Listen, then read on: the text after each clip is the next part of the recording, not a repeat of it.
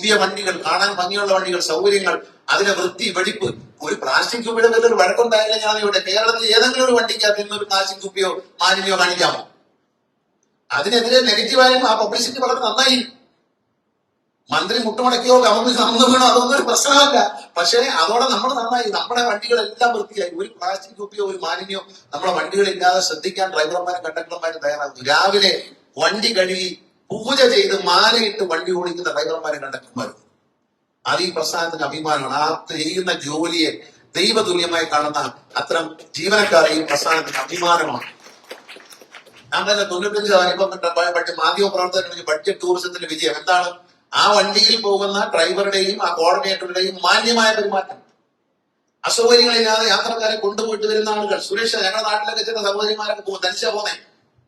പൂർണ്ണ സുരക്ഷിതത്വമാണ്. കൊട്ടാരക്കരയിൽ പത്രായിരത്തോളം പോകുന്നവർ പറയും ഭയങ്കര സുരക്ഷിതത്വം, ഒന്നും അറിയണ്ട. ഇപ്പൊ തമിഴ്നാട്ടിലേക്ക് പോകാൻ തീരുമാനിച്ചു. തമിഴ്നാട്ടിലെ പോയി ഹോട്ടലുകളുമായി എങ്ങനെ സംസാരിച്ച് ഏറ്റവും നല്ല ഹോട്ടലുകൾ, ഏറ്റവും നല്ല പാക്കേജ്, അവിടെ പോയി മുറിയെടുക്കുമ്പോൾ KSRTC 10 കാശ് കിട്ടും. അതിനുള്ള ഏർപ്പാടും ചെയ്തു. നല്ല കടകളിൽ ആഹാരം കഴിക്കാൻ നിർത്താൻ തുടങ്ങി. അന്നും മാധ്യമങ്ങളെ തെറ്റിദ്ധരിപ്പിച്ച് വെറുതെ എനിക്കെതിരായിരിക്കും.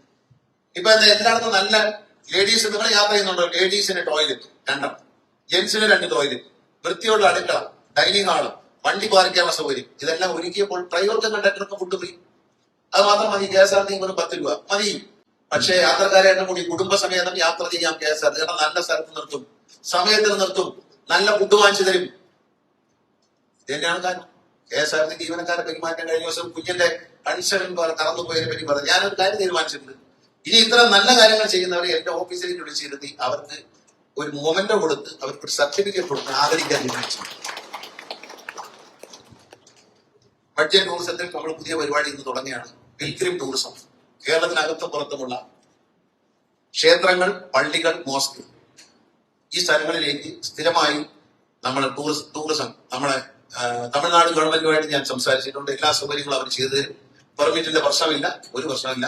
നമ്മുടെ തമിഴ്നാട് ചേർത്തുകൊണ്ട് ഇന്ന് ഒരു പിൽഗ്രിം ടൂറിസം ആരംഭിക്കാൻ കേരളത്തിലെ എല്ലാ ക്ഷേത്രങ്ങളിലും 5 ദേവസ്വം ബോർഡുകളുടെ കീഴിലുള്ള ക്ഷേത്രങ്ങളിൽ KSRTC വാഹനത്തിൽ വരുന്നവർക്ക് പ്രത്യേക സൗകര്യം ചെയ്തു കൊടുക്കാൻ നടപടിയെടുക്കാമെന്ന് ബഹുമാനപ്പെട്ട ദേവസ്വം വകുപ്പ് മന്ത്രി അദ്ദേഹമായിട്ട് ഇന്നലെ നടത്തിയ ചർച്ചയിൽ അദ്ദേഹം സമ്മതിച്ചിട്ടുണ്ട്.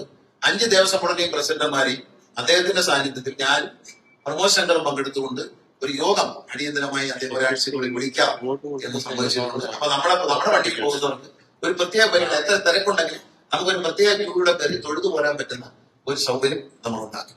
ഗുരുവായൂരൊക്കെ ചെന്ന് കഴിഞ്ഞാൽ ഒരുപാട് സമയം നിൽക്കേണ്ടി വരും. അപ്പൊ നമുക്കൊരു പ്രത്യേക ക്യൂവിടെയും കയറി തൊഴുതു വരാനുള്ള സൗകര്യം ചെയ്തു തരാം എന്ന് ബഹുമാനപ്പെട്ട മന്ത്രി പറഞ്ഞിട്ട് ഗുരുവായൂർ ദേവസ്വം ബോർഡ് പ്രസിഡന്റിനോടും ബോർഡ് മെമ്പർമാരോടും ഞാൻ നേരിട്ട്, അഡ്മിനിസ്ട്രേറ്ററോടും ഞാൻ നേരിട്ട് സംസാരിക്കും.